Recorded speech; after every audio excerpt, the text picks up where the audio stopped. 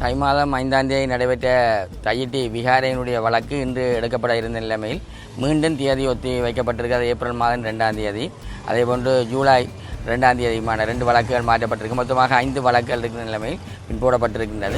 தையிட்டியிலே தனியாருடைய காணிகளை சட்டவிரோதமாக ஸ்ரீலங்கா ஆயுதப்படைகள் ஆக்கிரமித்து அங்கே ஒரு சட்டவிரோதமான ஒரு விகாரை ஒன்றை ஸ்ரீலங்கா இராணுவத்தினர் அமைத்து அங்கே ஒரு பிக்குவை சட்டவிரோதமாக தங்க வைத்து அதிலே அவர்கள் ஆதிக்கம் செலுத்தி கொண்டிருக்கின்றார்கள். இந்த வழக்குகளை பற்றி எந்தவித ஒரு விசாரணைகளையும் முன்னெடுக்காமல் தொடர்ந்து தவணைகளை போட்டு எங்களை இப்படியான வழக்குகளுக்கு அடிக்கடி வர வைத்து ஒரு விதமான மன உளைச்சலை ஏற்படுத்துகின்ற செயற்பாடாகத்தான் நாங்கள் இந்த செயற்பாட்டை பார்க்கின்றோம். ஸ்ரீலங்கா போலீசார், பலாலி போலீசார் வழக்குகளை அபாண்டமாக இங்கே போட்டு எங்களை அலக்களிக்கின்ற செயற்பாடுகள் தொடர்ந்து கொண்டிருக்கின்றன. அந்த சட்டவிரோதமான விகாரையில் தங்கி இருக்கக்கூடிய அந்த பிக்குவுக்கு முற்று முழுதாக அந்த சட்டவிரோதமான செயற்பாடுகளுக்கு துணை போவதாக அனுரகுமார திசாநாயக்கவினுடைய அரசாங்கமும் அவருக்கு கீழ் இருக்கக்கூடிய காவல்துறையும் செயல்பட்டு கொண்டிருக்கின்றார்கள்.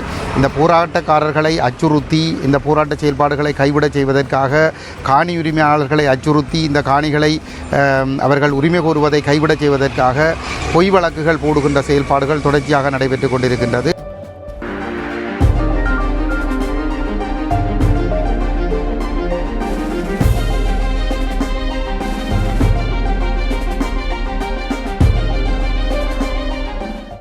தை மாதம் 5ஆம் தேதி நடைபெற்ற தையிட்டி விகாரையினுடைய வழக்கு இன்று எடுக்கப்பட இருந்த நிலைமையில் மீண்டும் தேதி ஒத்தி வைக்கப்பட்டிருக்கிறது. ஏப்ரல் மாதம் 2ஆம் தேதி, அதேபோன்று ஜூலை 2ஆம் தேதியுமான 2 வழக்குகள் மாற்றப்பட்டிருக்கு. மொத்தமாக 5 வழக்குகள் இருக்கிற நிலைமையில் பின்போடப்பட்டிருக்கின்றது.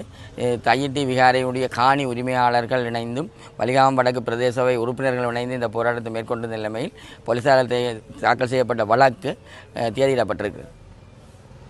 வணக்கம். தையிட்டி போராட்டம் தொடர்பான 2 வழக்குகள் எங்கள் சார்ந்து இன்று இங்கே முன்னெடுக்கப்பட்டது. அது தவிர ஏற்கனவே இருந்திருக்கக்கூடிய வழக்கும் ஒன்றாக 3 வழக்குகள் மொத்தமாக இன்றைய தினம் மல்லாகம் நீதிமன்றத்திலே எடுக்கப்பட்டிருந்தது. அந்த விதத்திலே இன்றைய தினம் இந்த 3 வழக்குகளுக்கும் தவணைகள் இடப்பட்டிருக்கின்றன. அந்த விதத்திலே இந்த வழக்குகளை பற்றி எந்தவித ஒரு விசாரணைகளையும் முன்னெடுக்காமல் தொடர்ந்து தவணைகளை போட்டு எங்களை இப்படியான வழக்குகளுக்கு அடிக்கடி வர வைத்து ஒரு விதமான மன உளைச்சலை ஏற்படுத்துகின்ற செயற்பாடாகத்தான் நாங்கள் இந்த செயற்பாட்டை பார்க்கின்றோம். மக்களுக்காக நீதிக்காக குரல் கொடுக்கின்றவர்கள் என்ற வகையிலே இந்த தையிட்டி சட்டவிரோத கட்டுமானத்தை அகற்ற வேண்டுமென்றும் மக்களுக்கான காணிகள் மக்களுக்கே வழங்கப்பட வேண்டுமென்றும் முன்னெடுக்கப்படுகின்ற இந்த நீதிக்கான கோரிக்கைக்கு ஸ்ரீலங்கா போலீசார், பலாலி போலீசார் வழக்குகளை அபாண்டமாக இங்கே போட்டு எங்களை அலக்களிக்கின்ற செயற்பாடுகள் தொடர்ந்து கொண்டிருக்கின்றன. இவற்றை நாங்கள் வன்மையாக கண்டிக்கின்றோம். எவ்வளவு வழக்குகள் போட்டாலும் எவ்வளவு கைதுகள் நடந்தாலும் எமது இனத்தினுடைய விடுதலைக்கான எங்களுடைய போராட்டம் தொடரும் என்பதை தெரிவித்துக் கொள்கின்றோம். நன்றி. இன்றைய தினம் மல்லாகம் நீதிமன்றத்திலே தையிட்டியிலே போராட்டம் நடத்தியமை தொடர்பாக பலாலி போலீசாரினால் தாக்கல் செய்யப்பட்ட வழக்குகள் விசாரணைக்காக அழைக்கப்பட்டிருந்தது. 3 வழக்குகள் இன்று அழைக்கப்பட்டிருந்தது. அந்த 3 வழக்குகளில் ஒன்று ஏப்ரல் மாதம் 2ஆம் தேதிக்கு தேதியிடப்பட்டிருக்கின்றது. ஏனைய 2 வழக்குகளும் ஜூலை மாதம் 2ஆம் தேதிக்கு தவணையிடப்பட்டிருக்கின்றது. இந்த தையிட்டியிலே தனியாருடைய காணிகளை சட்டவிரோதமாக ஸ்ரீலங்கா ஆயுதப்படைகள் ஆக்கிரமித்து அங்கே ஒரு சட்டவிரோதமான ஒரு விகாரை ஒன்றை ஸ்ரீலங்கா இராணுவத்தினர் அமைத்து அங்கே ஒரு பிக்குவை சட்டவிரோதமாக தங்க வைத்து அதிலே அவர்கள் ஆதிக்கம் செலுத்தி கொண்டிருக்கின்றார்கள். இந்த நிலையிலே அந்த காணிகள் தனியாருக்கு சொந்தமான உறுதி காணிகள். இந்த காணிகள் விடுவிக்கப்பட்டு அந்த மக்களிடம் ஒப்படைக்கப்பட வேண்டும் என்பது காணி உரிமையாளர்களுடையதும் அந்த மக்களுக்கு ஆதரவாக செயல்படுகின்ற சிவில் அமைப்புகள், மதத் தலைவர்கள் மற்றும் அரசியல் கட்சிகளுடைய நிலைப்பாடாக இருக்கின்றது. அவ்வாறு ஒரு கோரிக்கையை முன்வைத்து ஜனநாயக ரீதியாக போராடுகின்ற பொழுது அந்த சட்டவிரோதமான விகாரையில் தங்கி இருக்கக்கூடிய அந்த பிக்குவுக்கு முற்று முழுதாக அந்த சட்டவிரோத செயற்பாடுகளுக்கு துணை போவதாக அனுரகுமார திசாநாயக்கவினுடைய அரசாங்கமும் அவருக்கு கீழ் இருக்கக்கூடிய காவல்துறையும் செயல்பட்டு கொண்டிருக்கின்றார்கள். இந்த போராட்டக்காரர்களை அச்சுறுத்தி இந்த போராட்ட செயல்பாடுகளை கைவிடச் செய்வதற்காக காணி உரிமையாளர்களை அச்சுறுத்தி இந்த காணிகளை அவர்கள் உரிமை கோருவதை கைவிடச் செய்வதற்காக பொய் வழக்குகள் போடுகின்ற செயல்பாடுகள் தொடர்ச்சியாக நடைபெற்று கொண்டிருக்கின்றது. அந்த வகையிலே தான் இந்த பலாலி போலீசாரினால் ஏற்கனவே நயனஜித் என்கின்ற ஒரு மிக மோசமான ஒரு இனவாதி அங்கே பொறுப்பதிகாரியாக இருந்து பொய் வழக்குகளை போட்டு பல்வேறுபட்ட அலைச்சல்களையும் நெருக்கடிகளையும் கொடுத்து கொண்டிருந்தார். அவர் இப்பொழுது இடமாற்றம் பெற்று சென்றிருக்கிற நிலையிலே இப்பொழுது புதிதாக ஒரு பொறுப்பதிகாரி வந்திருந்து அவரும் தங்களுடைய பதவிகளை தக்க வைத்துக் கொள்வதற்காக இனக்குரோதங்களை ஏற்படுத்துகின்ற விதமாக ஒரு நியாயமான போராட்டத்திற்கு பொய் குற்றச்சாட்டுகளை சுமத்தி வழக்குகளை போட்டு போராட்டக்காரர்கள் மீது நெருக்கடிகளை ஏற்படுத்தி இந்த போராட்டக்காரர்களை போராட்டத்தை கைவிடச் செய்கின்ற நோக்கத்தோடு ஒரு வழக்குகளை பதிவு செய்திருக்கிறார்கள்.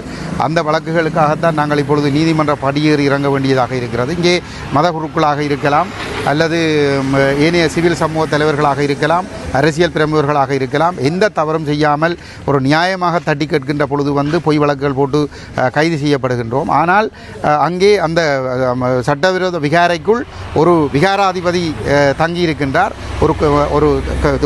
ஒரு சட்டவிரோத செயல்பாட்டில் இருக்கிறவருக்கு யாழ்ப்பாணத்தில் இருக்கக்கூடிய பல போலீஸ் நிலையங்களைச் சேர்ந்த போலீஸ் அதிகாரிகள் போலீசார் வந்து நூற்றுக்கணக்கான போலீசார் தொடர்ச்சியான பாதுகாப்பை வழங்கி கொண்டிருக்கின்றார்கள்.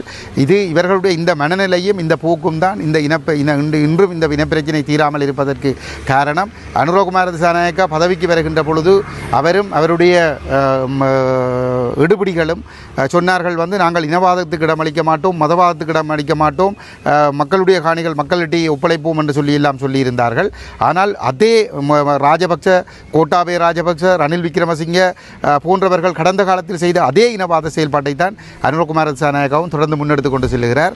எந்த நெருக்கடிகள் வந்தாலும் இந்த காணிகளை விடுவிப்பதற்கும் எங்களுடைய மக்களுடைய காணிகள் அந்த மக்களிடம் சேர்ப்பிப்பதற்குமான இந்த போராட்டங்கள் தொடர்ந்து நடைபெறும். இது ஒரு இனத்தினுடைய இருப்புக்கான ஒரு போராட்டம். தமிழர் தேசத்திலே தமிழர்கள் பாதுகாப்பாக கௌரவமாக அனைத்து உரிமைகளோடும் வாழ வேண்டுமாக இருந்தால் இந்த ஆக்கிரமிப்புகள் நிறுத்தப்பட வேண்டும்.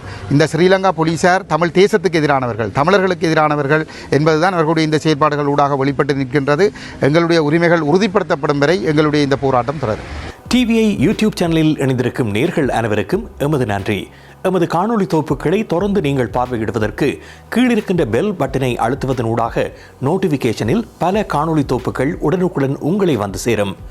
அருகில் இருக்கின்ற முக்கிய காணொளி தொகுப்புகளையும் பார்வையிட தவறாதீர்கள்.